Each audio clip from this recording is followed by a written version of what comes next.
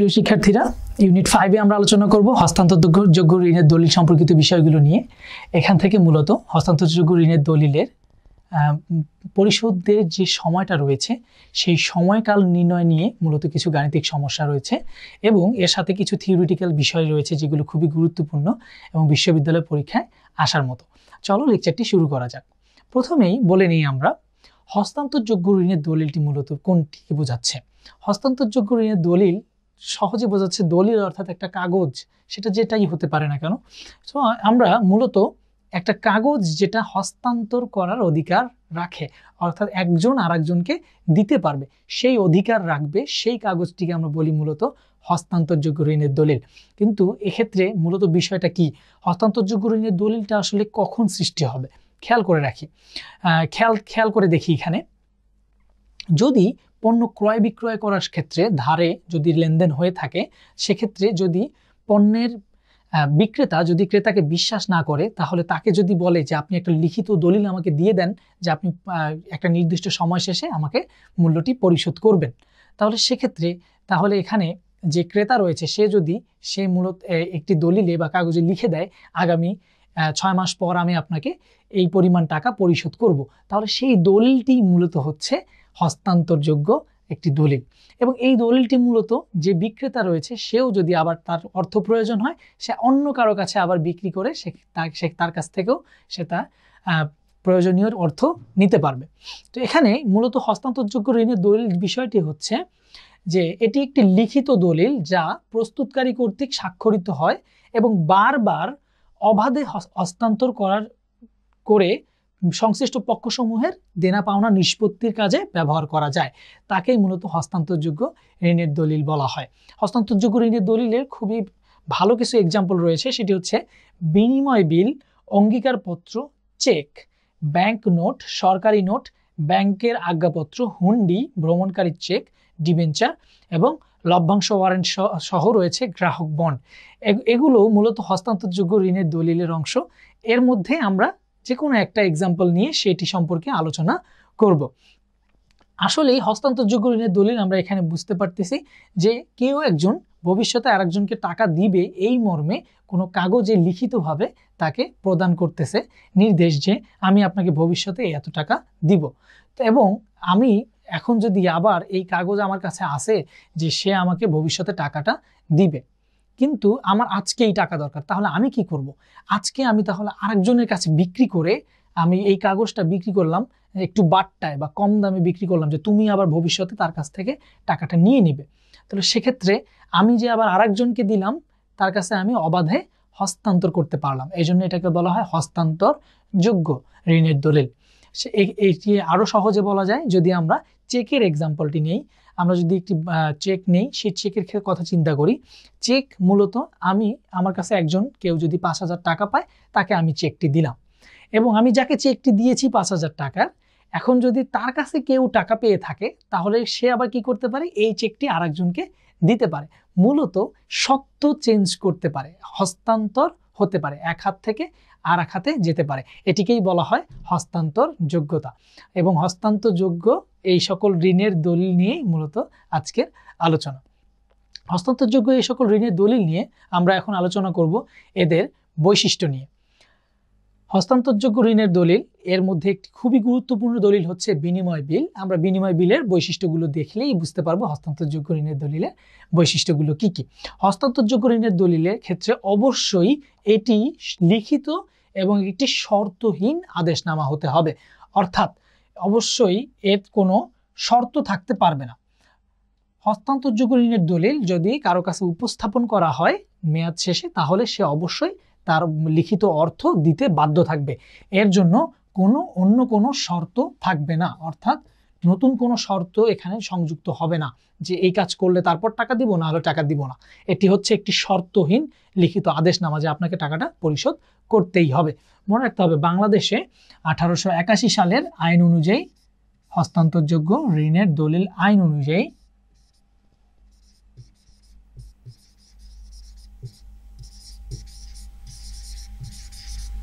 এই সম্পর্কিত বিষয়গুলো সবগুলো পর্যালোচনা হচ্ছে বা কার্যক্রমগুলো পরিচালিত হচ্ছে 1881 সালের আইন যেটি রয়েছে আমাদের হস্তান্তরযোগ্য ঋণের দলিল আইন, সে অনুযায়ী পরিচালনা হচ্ছে এবং সে অনুযায়ী এদের বৈশিষ্ট্যগুলো আলোচনা করা হয়েছে। কোম্পানি ও ব্যবসায় নির্দিষ্ট ছাপানো বিল বা ফরমে প্রস্তুত করা হয়। এক্ষেত্রে যদি কোনো ব্যক্তি না হয়ে যদি হস্তান্তরযোগ্য ঋণের দলিল যদি কোনো কোম্পানি বা কোনো ব্যবসায়ী সে যদি এটি ইস্যু করে, তাহলে সেক্ষেত্রে কি হবে, সেক্ষেত্রে তাদের নিজস্ব ছাপানো বিলে দ্বারা ফর্মে কি করতে হবে, এটি প্রস্তুত করতে হবে। এবং এই জায়গাগুলো থেকে এমসিকিউ গুলো এভাবেই এসেছে যে হস্তান্তরযোগ্য ঋণের দলিল কোন ধরনের দলিল, এটি হচ্ছে একটি শর্তহীন দলিল এবং যদি সেটি ব্যবসায়ীর ক্ষেত্রে হয় তাহলে সেটি কি হতে হবে, সেটি ছাপানো বিলের ফর্মে প্রস্তুত করতে হবে। এবং হস্তান্তরযোগ্য ঋণের দলিল কার মাধ্যমে স্বাক্ষরিত হতে হয়, হস্তান্তরযোগ্য ঋণের দলিল প্রস্তুতকারক কর্তৃক স্বাক্ষরিত হতে হয়, অর্থাৎ যে এই দলিলের আদেশটা তার মাধ্যমে অবশ্যই এটি স্বাক্ষরিত হতে হবে। বিলটি আদিষ্ট কর্তৃক স্বীকৃত ও স্বাক্ষরিত হতে হবে। যদি আমাদের প্রশ্নে আসে কার মাধ্যমে স্বীকৃত ও স্বাক্ষরিত হতে হবে, তাহলে অ্যান্সার আসবে আদিষ্ট কর্তৃক। খেয়াল রাখতে হবে প্রস্তুতকারক বা আদেশটা শুধু বিলটি স্বাক্ষরিত করে, আদিষ্ট বিলটি স্বাক্ষরিত করে, কিন্তু আদিষ্ট বিলটি স্বীকৃতি দেয়। কারণ আদিষ্ট যদি বিলটি স্বীকৃতি না দেয় তাহলে পরিশোধ করবে কে, আদিষ্টই তো একসময় পরিশোধ করবে বিলটি। তো বিলে প্রস্তুতকালীন তারিখ অবশ্যই উল্লেখ থাকতে হবে। এই তারিখ হচ্ছে একটি ম্যান্ডেটরি বা বাধ্যতামূলক একটি বৈশিষ্ট্য, যেটি হস্তান্তরযোগ্য ঋণের দলিলে থাকবে। নির্দিষ্ট তারিখের পরেই এর অর্থ পরিশোধ করে দিতে হবে এবং এই বিলের প্রয়োজনীয় টাকার অবশ্যই কি থাকতে হবে, বাংলাদেশে প্রচলিত যে স্ট্যাম্প রয়েছে সেই স্ট্যাম্প সেখানে থাকতে হবে এবং বিলের অর্থের পরিমাণ নির্দিষ্ট থাকবে। যে এমন হবে না হস্তান্তরযোগ্য ঋণের দলিলের যেমন এই বিলটি 10,000ও হতে পারে, 15,000 হতে পারে, এরকম না, অবশ্যই একটা নির্দিষ্ট অ্যামাউন্ট হতে হবে, 15,000 বা 20,000, যেমনটা আমরা চেকের মধ্যে একটা নির্দিষ্ট অ্যামাউন্ট লিখে থাকি, 10,000 টাকা মাত্র, 2 কোটি টাকা মাত্রই লিখে থাকি সব সময়। হ্যাঁ, তো বিলের অর্থ দেশের আইনানুগ মুদ্রার মাধ্যমে পরিশোধ করতে হবে। খেয়াল রাখতে হবে এই বিষয়টি। যদি এটি বৈদেশিক না হয়ে থাকে, যদি এটি অভ্যন্তরীণ হয়ে থাকে, তাহলে সেক্ষেত্রে অবশ্যই যে দেশের মূলত এই বিনিময় বিলটি হবে সেই বিলটি ওই দেশের আইনানুগ যে মুদ্রা রয়েছে, যেমন বাংলাদেশের ক্ষেত্রে টাকা, সেই মুদ্রায় এটি পরিশোধ করতে হবে। হস্তান্তরযোগ্য ঋণের দলিল বা বিনিময় বিলের মূলত এছাড়াও কিছু বিভিন্ন পক্ষ জড়িত থাকে, সেই পক্ষগুলো নিয়ে আমরা এখন আলোচনা করব। হস্তান্তরযোগ্য ঋণের দলিলের বিভিন্ন পক্ষ আমরা বিনিময় বিলের পক্ষের সাথে মিলিয়ে দিয়েছি, যাতে এইটি পারলে আমরা সবগুলোর সাথে মিলিয়ে নিতে পারি। অর্থাৎ প্রথমেই রয়েছে আদেশটা রয়েছে এখানে। খেয়াল রাখতে হবে আদেশটা বিষয়টা হচ্ছে, আমি বলেছিলাম যদি আমরা এক্সাম্পল ধরি, মিস্টার এ এবং mister B, mister A mister B এর কাছে 5,000 টাকা পায়। মিস্টার এ বলতেছে যে ঠিক আছে, আপনি যেহেতু আমাকে এখন টাকাটা দিচ্ছেন না, আমি একটা কাগজ তৈরি করতেছি, এই কাগজে আপনি স্বীকৃতি দেন, হ্যাঁ, যে আপনি ভবিষ্যতে আমাকে 5,000 টাকা দিবেন এবং এই কাগজটা আমি আপাতত অন্য কারো কাছে বিক্রি করে হলেও টাকাটা নিয়ে ফেলতে পারি, যাতে আমার প্রয়োজন এখন যদি হয়ে থাকে কোনো টাকার।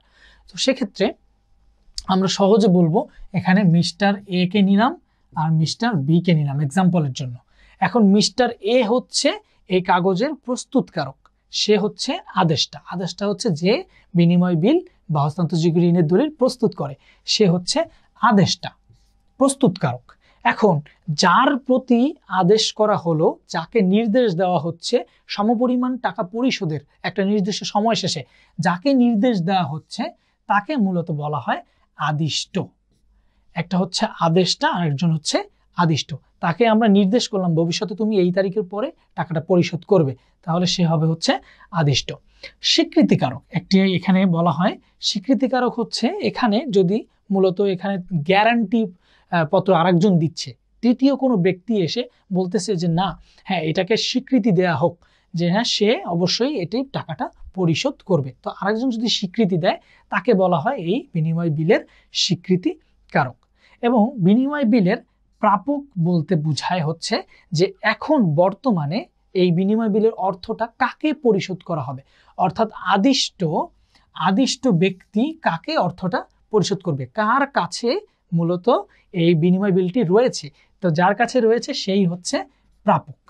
এবং এক্ষেত্রে বলা যায় যে আদেশটা বা যে বিলটি প্রথমে বানিয়েছিল সে যদি বিলটি শেষ পর্যন্ত তার কাছেই রেখে দেয়, অন্য কারো কাছে না বিক্রি করে, তাহলে সেই কিন্তু আলটিমেটলি প্রাপক বলেও গণ্য হবে।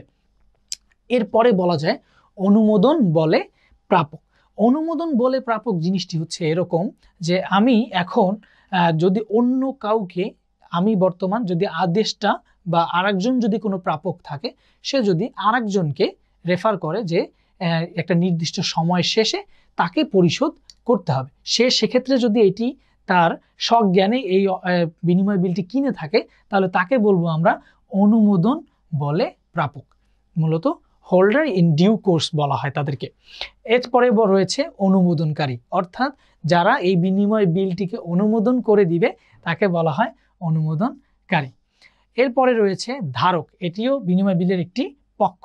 ধারক হচ্ছে মূলত যার কাছে এখন বর্তমান অবস্থায় এই বিনিময় বিলটি রয়েছে।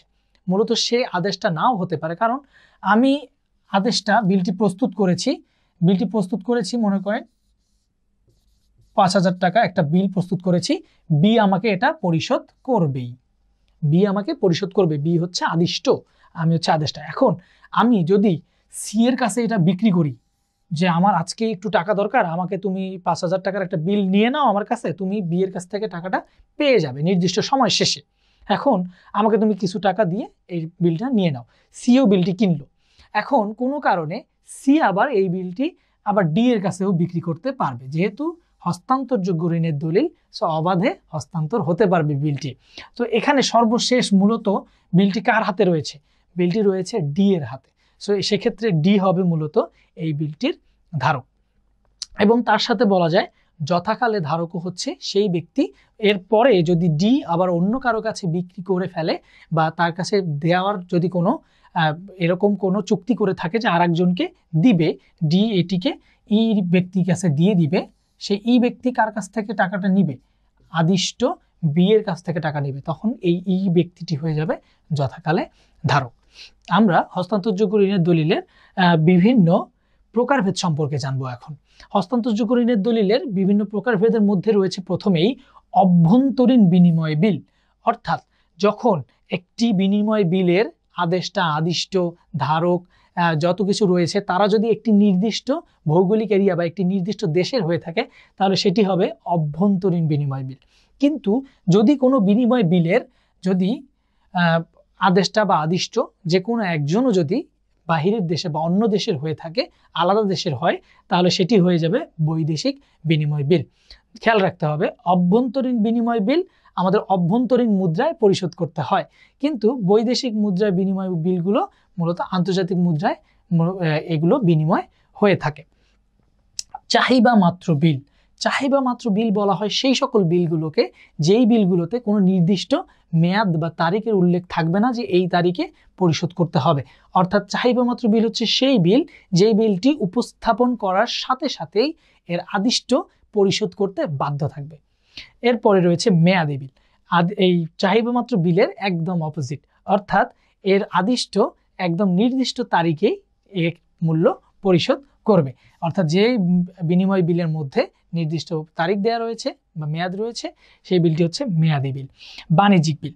বাণিজ্যিক বিল হচ্ছে মূলত স্বাভাবিকভাবে যে আমরা বলে থাকি যে ব্যবসা প্রতিষ্ঠানের কার্যক্রম চালানোর ক্ষেত্রে বিভিন্ন লেনদেনে হয়ে থাকে, সেই লেনদেনগুলোতে নিশ্চয়তার ক্ষেত্রে বিনিময় বিল ইস্যু করা হয়, সেই বিনিময় বিলগুলো হচ্ছে বাণিজ্যিক বিল।